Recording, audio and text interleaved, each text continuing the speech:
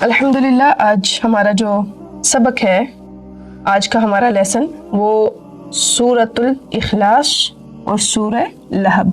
रब्बी यस्सिर वला तुअस्सिर वतम्मिम लना बिल खैर वबिका नस्तईनु या फत्ताहु या फत्ताहु या फत्ताहु या अलीम।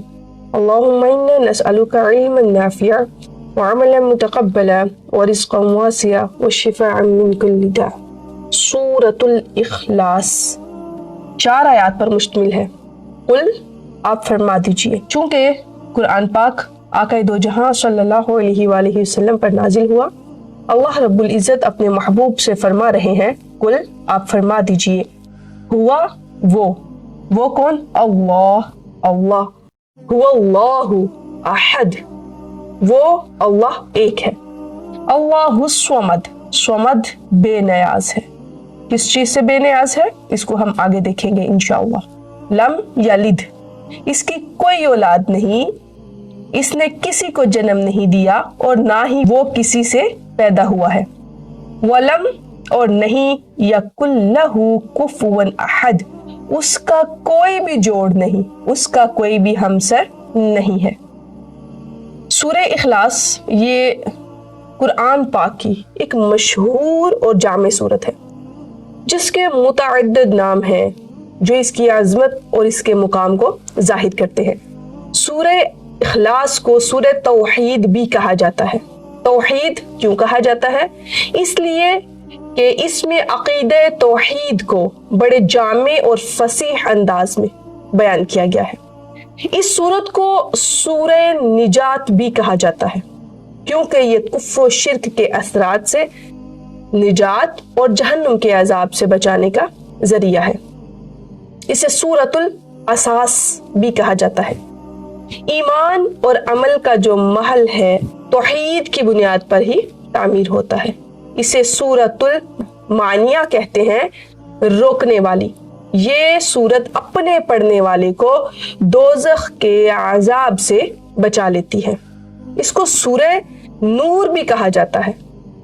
इसकी रोशनी दिलो दिमाग दोनों को उजला करती है, इस वजह से इसको सूरतुल नूर भी कहा जाता है। इसको सूरतुल अमान भी कहा जाता है। ईमान वालों को खुदा के कहर और गजब से अमान देती है, इसलिए इसको सूरतुल अमान भी कहते हैं। लेकिन इसका सबसे मशहूर नाम जो है वो सूरतुल इखलास है, क्योंकि ये खालिस तौहीद का पैगाम देती है। हमने पढ़ा कुल हुवल्लाहु अहद, तुम फरमाओ या आप कह दीजिए।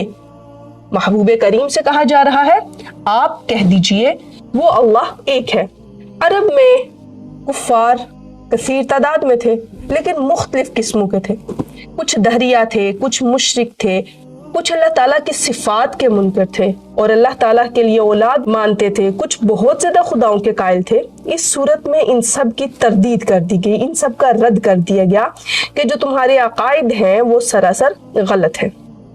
कुल हुवा अल्लाह, अल्लाह एक है फरमाने में जो दहरिया थे उनकी तरदीद हो गई। अहद फरमाने से मुशरिकीन का मुकम्मल रद्द हो गया।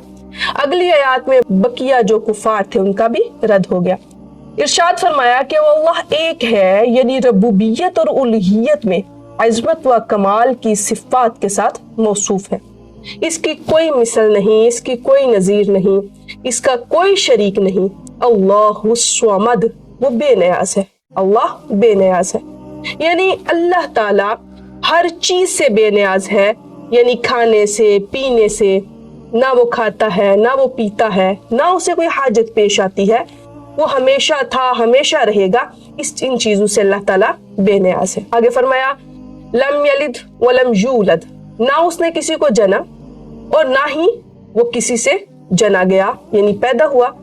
अल्लाह ताला औलाद से पाक है, क्योंकि औलाद बाप की जिन्स से होती है और अल्लाह ताला इससे पाक है।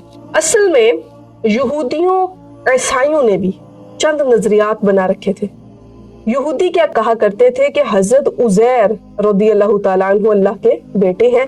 इसी तरह ईसाई क्या कहते थे کہ حضرت عیسیٰ علیہ السلام اللہ کے بیٹے ہیں اور حضرت مریم کو معاذ اللہ اللہ کی بیوی کنسیڈر کیا کرتے تھے، تو اس صورت میں ان تمام باطل نظریات کی تردید کر دی گئی کہ جو تم کہتے ہو وہ بالکل غلط کہتے ہو، ایسا کچھ بھی نہیں ہے۔ اب اگر دنیا کی مختلف قوموں، مختلف مذاہب کے عقائد کو دیکھیں تو عجیب و غریب نظریات سامنے آتے ہیں۔ کچھ لوگ خدا کے وجود ہی کے منکر ہیں، وہ کہتے اللہ ہے ہی نہیں، معاذ اللہ۔ جو ملحد لوگ ہیں وہ اللہ کی جو الہاد میں اس حد تک آگے گزر چکے ہیں، وہ اللہ کے ہونے کا ہی انکار کر دیتے ہیں، اور وہ یہ کیا کہتے ہیں کہ یہ کائنات خود بخود بن گئی، اس کے پیچھے کسی علم، حکمت یا قدرت کا ہاتھ نہیں۔ آسمان، زمین، پہاڑ، دریا، سمندر، ستارے سب یہ حادثاتی طور پر وجود میں آئے ہیں۔ کچھ اقوام ایسی ہیں جو خدا کو مانتی تو تھیں لیکن اسے علم و حکمت سے خالی سمجھتی تھی۔ بعض نے 2 خدا مان لیے، بعض نے بے شمار خداؤں کا دعویٰ کرنا شروع کر دیا۔ ان کے خداؤں کے بارے میں ایسی ایسی کہانیاں بیان کی گئی ہیں، بلکہ یہودی معاذ اللہ یہ کہا کرتے تھے کہ اللہ تعالیٰ جو ہے وہ فرشتوں سے جھگڑا کرتا ہے، فرشتے اللہ کی آنکھ پھوڑ دیتے ہیں، اور اس طرح کے نظریات ان میں عام تھے۔ کبھی وہ غالب آ جاتے ہیں فرشتے، کبھی رب غالب آ جاتا ہے۔ حسد، جنگیں، اخلاق سوز قصے اس میں شامل ہیں جو وہ بیان کیا کرتے تھے۔ اور بلکہ حیرت کی بات تو یہ ہے کہ یہ نظریات عام لوگوں تک محدود نہیں تھے، بلکہ بڑے بڑے رہنما، بڑے بڑے فلاسفہ، بڑے بڑے سائنسدان وہ بھی ان قصے کہانیوں پر یقین کرتے تھے۔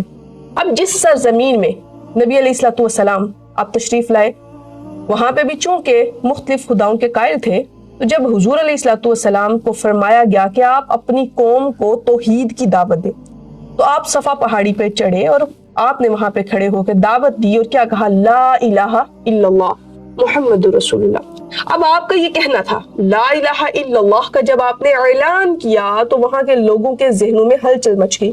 انہوں نے سوال کیے، آپ کا رب ہے تو اس کا نسب کیا ہے؟